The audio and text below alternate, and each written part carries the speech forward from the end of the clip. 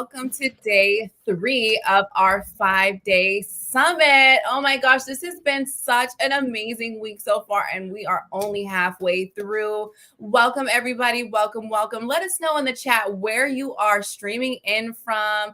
And I'm just so excited to talk today with Kristine and Kirsten. I'm going to get that right, ladies. Well done. Yeah. I'm so excited to talk to you ladies about how we are talking to ourselves about money. Oh my goodness, this is such a huge topic, especially for women, because we just shy away from this. Society has told us this is a man's topic, but not anymore. I'm so excited for what you guys have. So please introduce yourselves. Let us know who you are and the brilliance that we sit in front of. Kirsten. Right. Hi. I see people coming in from some Kellys from Central Mass, like me, Toronto, Jersey, Austin, Boston, outside Philly. Yay. Thank you so much. Thanks for coming. We love it. Where are you ladies? I'm in Central Mass. Okay. All right. I'm outside of Worcester. And I'm in Toronto. Mass. Toronto. Oh, so you guys are cold right now. It's cold where you're at. Yeah. We have a snowstorm. Yeah, today was a half-day snow day.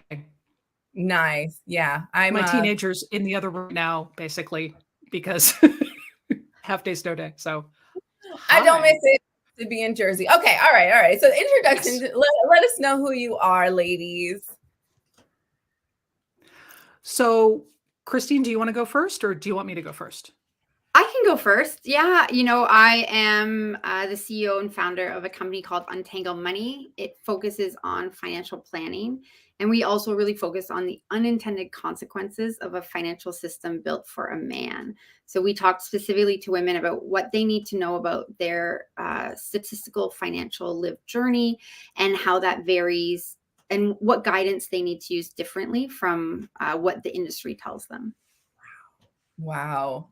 I love it. Just everything money. Ooh, this is going to be such a good conversation. Kirsten. And I'm Kirsten Rourke. I'm CEO and founder of Rourke Training. So I am the person for ongoing mastery of presenting and speaking skills. Everything related to training, speaking, webinars, you name it. And one of the awesome things, and the reason I'm partnered with Kristine, is because she is the money expert at being able to handle money, especially for women. And I'm the person on the panel that actually has a money trauma coach that I go to. So we're partnered up because there's both ends of the spectrum here. Yeah, two sides of the coin. And I would like to also point out that these two ladies are excellent with numbers. Even though you're saying the money and all of that, these two ladies are excellent with number. Kirsten has been a technical trainer for decades. So technical, just understanding the processes and numbers. She has that down pat. Kirstine, she is a licensed professional engineer like myself. Woo-woo. So numbers, these ladies, you guys are in good hands today. I'm so excited to have you both. So for those of you who don't know me, my name is Malia Lim. I'm the founder of Savvy Leader and this amazing panel of beautiful experts. She has potential. Call it the ship. Welcome, everybody. I'm your captain for today, and we're going to be talking about how you talk to yourself about money. And so my first question for you ladies is, what are we doing wrong right now when it comes to how we're talking to ourselves about money? Yeah, I'll start that off. As women, it can be considered really gauche to talk about money. So for instance, I was very successful as an engineer early on in my career. I made lots of money, and I have been coached over and over and over again not to mention that. But it's important to my story because I then tried to go into the financial service industry to figure out what to do with that money. And that's where I really came against I'm 45, so a lot has changed. I think sadly not enough has changed, but that's where I really confronted this sort of condescension. And I felt like it wasn't an industry that worked for me. So as a norm, women aren't supposed to talk about money. Women are told they're not good with money. But the truth is that when we look at the data, 2 points. One, women are better at saving their money than men, dollar for dollar, and we earn equal salaries. On average, we tend to save more of our money. And two, every single study that's looked at investment return, disaggregated by gender, so broken out by men and women, we see a persistent and consistent performance gap to the positive. So we see that women are outperforming men consistently. That's at the retail level. That's you, me, non-professionals.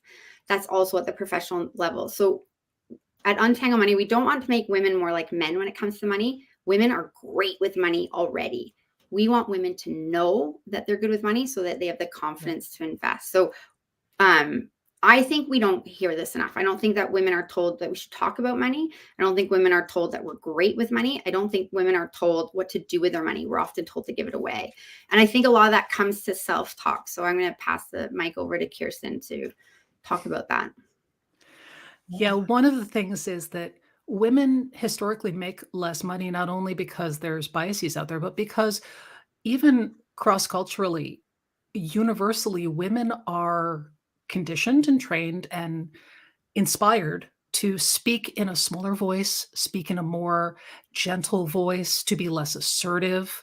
And that means that we end up making less money. We get less CEO positions. We end up on less professional stages than our counterparts. And it's because of how you're presenting yourself in the world, which is not at all a blame. This is literally part of who everybody is. But as we're saying, it's not about sounding like a man. It's about sounding like your most authentic self, your most powerful, true self for you in whatever aspect of gender and sexuality that is, having the right voice. So, for example, I have specific lighting. I have a pillow behind me so that I'm sitting tall. I'm lifted in the stern and my shoulders are back. If I was talking like this, even though my voice is similar, my body language would be giving a different message. And all of these things communicate to people in ways that we don't even intend, but it matters. So when you're working on this stuff, you really want to partner up with people like these amazing women here and be able to work on having a strong, powerful, authentic voice and practicing using it so that you're not trying to use it for the first time in a terrifying setting.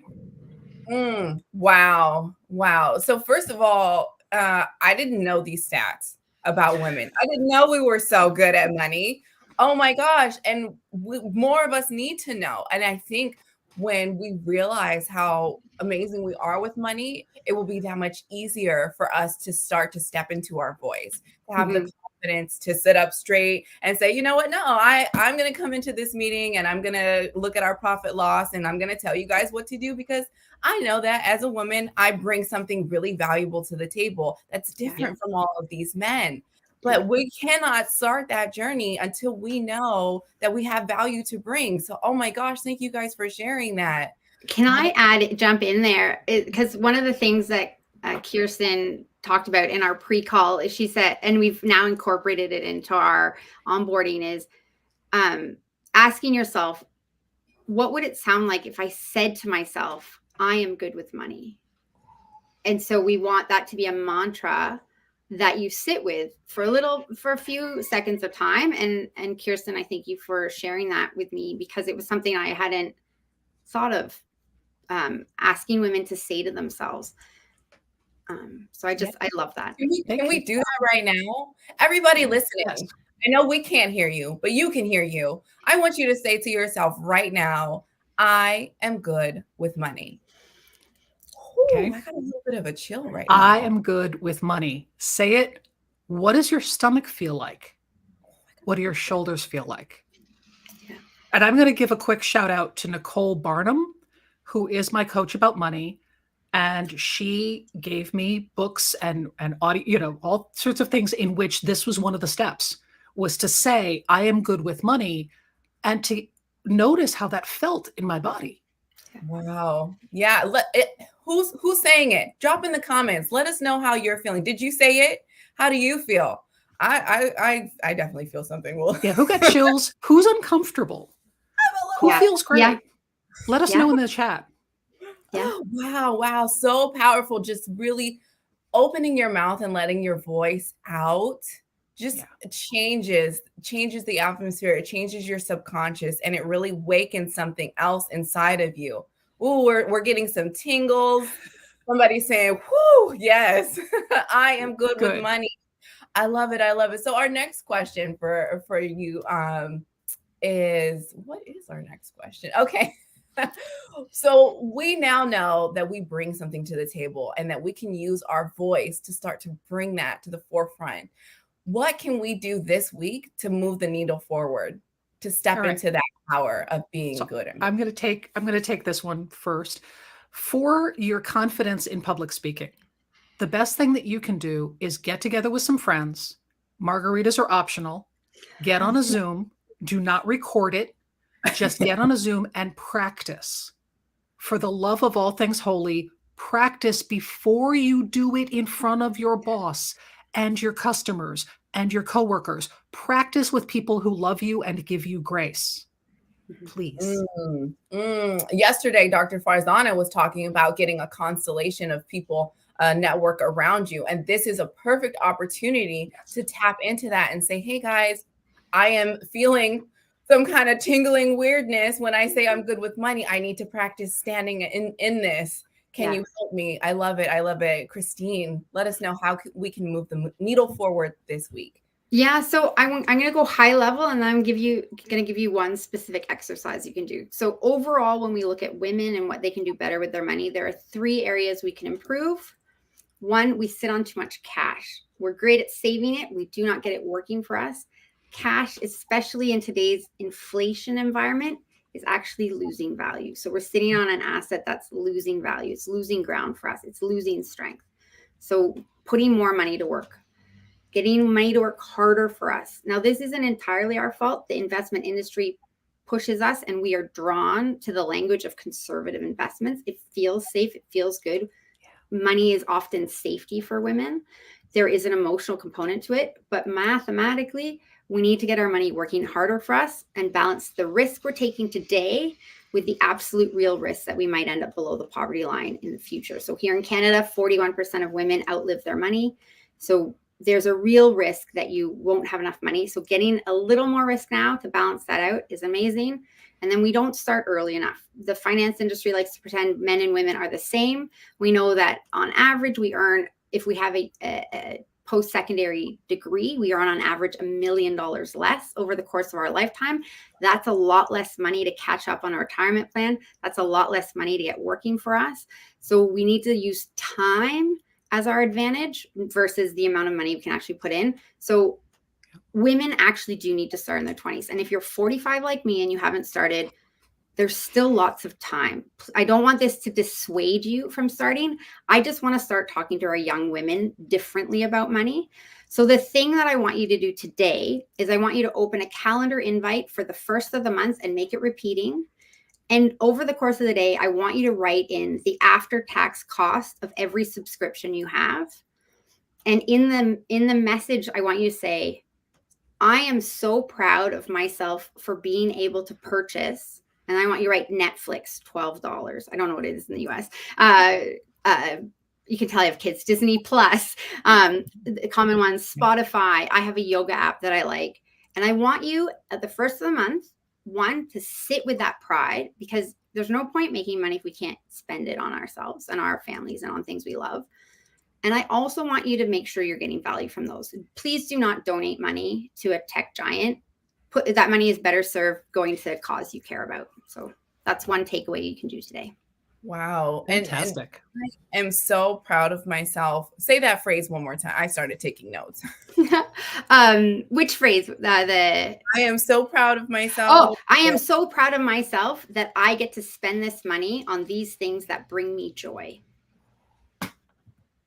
You know what? I've never spoken about money. So my mom was very integral in teaching me money growing up. And I have the habits. I write down stuff and I'm checking my accounts, but I've never said anything out loud. I've never said anything to myself. And I am so looking forward to the transformation that is going to have, because Oh my goodness, this is amazing. Let me know in the chat. Are you guys going to do this every first of the month? You're gonna go through your regular expenses, and you're going to like the Marie Kondo with cleaning out your house, right? Like these things bring me joy. I'm proud of myself that I'm able to afford them and bring them to myself, my family, and saying those things out loud. It's more than just going to get a massage because we can afford it. It's really spending the moment and enjoying the fruits of our labor. And if I can add one thing, if you decide, you look at it and you say, actually, I don't need Netflix and Crave at the same time, I'm gonna offset them. When you cancel Netflix, I want you to congratulate yourself by going for a drink of your choice. I don't care, coffee, wine, whatever. Go for a drink with a friend. If you're an introvert, buy yourself a good book. That works. Yes. And I want to mention that what she's saying is talking to yourself, because we all have negative self-talk. And you really do, especially as women, and especially as women who maybe historically haven't been really comfortable with their handling of money, have to bring in that voice and be able to say to yourself, not just, oh, I'm spending $12 on this, but I am choosing to spend money on this for my family. Yes. And it's positive. That's where empowerment around money comes from. It's reframing. It's not being frugal. It's purposely spending on what brings you the most joy and getting everything else free or cheap. Oh my goodness. Wow. I'm like taking notes. It's so funny that you're talking about, do this every first of the month, right? A regular routine, a regular habit. And we're saying these words out loud. We're going to change our posture. One of the things that I like to do, especially before big meetings, I like to stand up and do a power pose, right? Just to really bring the empowerment to myself, right? So doing these habits are going to start to plant the seeds that's going to transform the way that we see money, the way that we see our authority over money, because we have the power and the choice to be able to do that. And one thing that you mentioned is after you do it, go after you do something and you make a choice, you're empowered to make a choice, go get a drink, go celebrate, because what that does is it rewires your brain. Right. A lot of times we're uncomfortable trying new things. A lot of times it's hard for humans to adopt new habits. But when you have your trigger every first of the month, you have a new routine to review, to speak, to really hold that power. And then you end with a reward that will rewire your brain, and you will start to adopt this as a habit. Your body will physiologically start to crave that process. So every first of the month, you're like, wait a minute, I'm supposed to go get drinks with my friends. I need to go review my money and get my power together. And this will become part of your life, and you're really going to own it. It's going to transform the way that you approach money, the way that you approach your projects at work that have to do with money. All of these things really are tied together. And it starts with us being intentional about the time and the voice that we spend here. Oh my gosh. And one other tip that's really easy. I'm on a chair that has arms that flip back. If my arms are down, I tend to rest my arms, my elbows on it, and that brings my chest down. It actually brings my energy down. If I flip them back and I sit over my pelvis and I lift my sternum, I'm actually sitting taller, which means I can gesture, which means I can reach, which means I can talk to people and lean in. I am now more dynamic in my body, which means I'm more dynamic with my voice. Kristen, we might have to do like a power yoga speaking flow. I'm on a yoga ball. I kept my yoga ball from when I was pregnant, and I tried to go back to my chair, but I couldn't. I have ADHD, so I like to fidget around. But now that you're saying these things, I'm like, oh, let's hunching a little bit. Let me. Oh my goodness.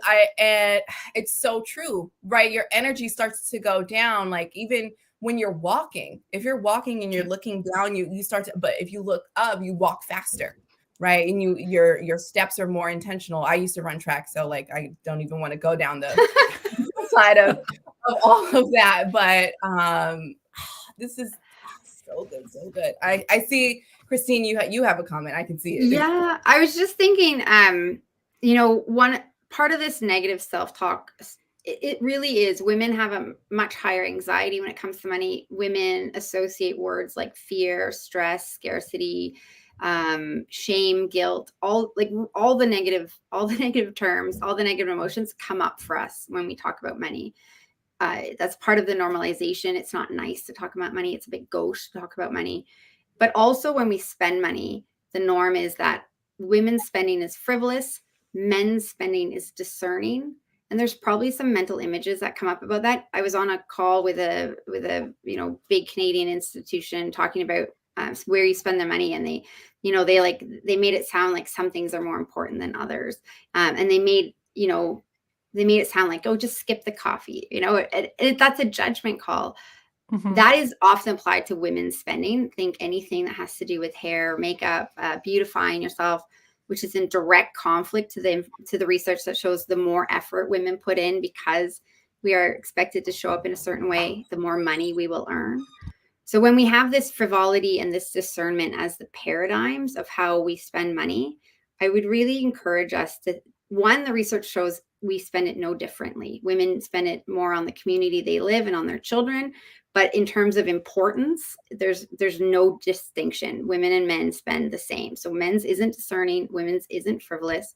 And that self-talk around that, if we can rewire that and proudly get our nails done, again, knowing what your overall limit is, and then figuring out for yourself how you want to allocate that in places that bring you joy, and self-talk saying like, I'm proud that today I'm going to get my nails done because this is something that is a reward for me. And I know I can afford it. I really want to bring that in. I really want us to stop shaming ourselves for purchases that are entirely human. In general, we need 20% of the money that we earn to spend on food, clothes, gifts, and all the things. And when we do not have that much of the money that comes into our bank, as humans, we reach for debt. It doesn't have anything to do with gender in that case, but the shame that we feel for women feels particular because society is shaming us for a lot of our spend on our behalf already. So it's so much easier to get into that negative self-talk loop. And so these power poses, this posture, it really does rewire us. And to Kirsten's point, applying that to moments when you're thinking and working, or like maybe investing or going to bank and employing these posture techniques can really be self-affirming. So I encourage you to try it out. I think it's really important that we don't let society shame us on our spending. And hopefully some of these tactics can help you combat that. Yes. And I just want to say, because my mom's not going to watch this. So, I used to buy designer bags every time I hit a huge career goal, like the expensive bags. And while I'm working towards that goal, I'm saving, because I'm like, I know when I hit this, I'm going to go to the Louis store, I'm going to go to the Chanel store, and I'm going to get that bag that I want. And my mom used to just be like, why do you keep spending all this money on this bag? What are you doing? And I'm just like, no, I worked really hard to accomplish these goals, and I'm going to march my little self down there, and I'm going to go get this bag. And, part of me still felt a little bit of shame, but I feel released from that right now. And so if anybody else, I'm gonna jump on that. And this is my husband's stereo system that he got, and it's like fancy dancy record player that, and no one tells him that's frivolous. Right. No. So that's just permission, everybody watching, this is permission for you to reward yourself in whatever way feels good to you. Oh my goodness. Within your means, and tie something that you are doing to something you love. Habit bundling is real. Looking at your money with getting a cappuccino.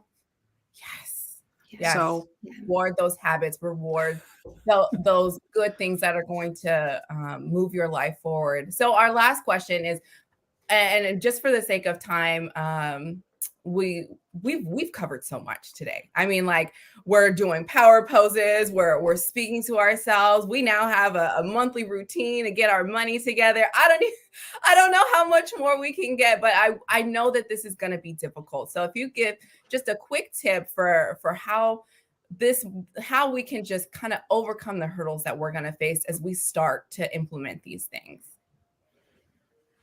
Kristine? Sure. For women, generally, we have less anxiety when we have a map and we know we're on the right path. So there are free retirement calculators out there. I like Wealthsimple's retirement calculator if you're in Canada. I believe Betterment has one if you're in the US. Find out what your target is so you know what you're working towards, so you understand why you might be making trade-offs. Most people don't know their retirement target, and I think it's so easy. So go to one, just type in retirement calculator into Google. If you can, make sure that the age that they kill you off is 95, because women live longer. A lot of them like to shorten it to 90. That means you're not going to have enough money. Just go do that. Find out your retirement target, and that's a great first step. Wow, I have not done that. I'm going to do that. I'm going to do that today. Yeah. Go do it. And my takeaway tip is going to be, I'm going to give you an abbreviated version of what I do with my clients. So when you are thinking about yourself speaking, if you can get a recording, that's awesome, though that's really hard. But thinking about it, your job is this. Here's your homework. Write down one thing that you want to work on and 3 things you did well, and then stop. Because we're so critical on ourselves and we will pick ourselves apart all day long, but we need to balance the scale and celebrate all of the goodness and just exactly improve. Ongoing mastery that's how we do things. That's how humans work. You're never done. You're always a work in progress. And that's a good thing. That's a good thing, because you have infinite potential. You wouldn't have infinite potential if you had already realized it, right? We're trying to pull it out. We're pulling out the potential. Oh my goodness, this has been so good. I feel like I took a lot of notes. I don't know about everybody else, but I'm going to set up my calendar. I'm going to do my power poses. I'm going to get my team together and practice my speeches. I am so, so grateful for you ladies for really just taking down the veil and giving us permission to spend with joy and speak life into ourselves and speak with authority and confidence and have the power over our money and over how we communicate with others. Thank you so much, ladies, for today. And if you did not catch yesterday and the day before, make sure you fill out our survey. Let us know how we're doing, and we will send you a replay of the entire 5-day summit, because it's just been fantastic. And we have 2 more Power Pack days to go. So I hope to see you all tomorrow. Bring a friend, bring 2 friends, bring 3 friends. Yeah. Okay. This is She Has Infinite Potential. This panel is fantastic, and we're here to serve you. So thank you all for coming. Thank you so much, Kirsten, Kristine. I'm going to get those names right. It's all good. And until next time, guys, ship it. Ship it. Thanks, everybody. Thank you. Thank you. Thanks, ladies. That's amazing. This was fun. This was so fun. This was fun. Bye, everybody. No, bye, Linda. Bye, Hope. Bye, Karen. Bye, Ed. See you next time. Karen. Thank you, Linda. Thank you, Chloe. Thank you, Nancy. Esther added a lovely mine, yours, and ours bank account system that I really like too. So thanks for that. If you're still on. I love it. I love it. Oh, I'm seriously gonna set this up every first of the month. I'm gonna text you guys, and we're gonna be accountable to this, because I think that is such a fantastic practice. It helps you remind yourself that you've spent money on yourself, because that feels good. And when we forget about our subscriptions, we are really just donating to these tech giants that don't need our money. But we're actually restricting our ability to give ourselves joy in other ways. And that's why, if you're not going to do it, then I want you to spend it on something that's tangible and gives you joy. So I love this as a tactic. It's just, I don't know, it feels great. It feels great to go through and be like, I'm just so excited that I get to spend my money on this for me. Yeah. And then if it doesn't feel good, then I get rid of it. I did the Marie Kondo when I moved, and I loved it. And it was just like, now all the things in my house, I'm just like, they like actually bring me joy, and I'm excited to use them. And so like do that, with the money that's coming out of my bank account every month. Yeah, it's the same philosophy. And I Marie Kondoed my place as well. It can't tell anymore, but it was a while ago. And that I wanted to bring that to money in a way. And then, oh Cool. my goodness. We have to run the outro. oh yes. I don't know how to do it. I don't.